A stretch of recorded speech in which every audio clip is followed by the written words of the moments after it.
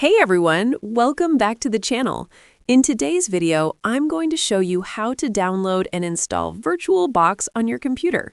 Whether you're a student, a developer, or someone who loves experimenting with different operating systems, VirtualBox is an amazing tool. So let's jump right on it. First of all, open your web browser and type VirtualBox. This is the official VirtualBox website. Now click on it. Here you see there is a download button. Just click on it and you'll see different versions for different operating systems. Since I'm using Windows, I'll click Windows Hosts. Now the installer will start downloading automatically. Once the download is complete, open the installer file and double-click on VirtualBox application. Wait for a few seconds. A setup window will appear. Click on Next button. Now accept the terms of the license agreement. Then click on Next button again.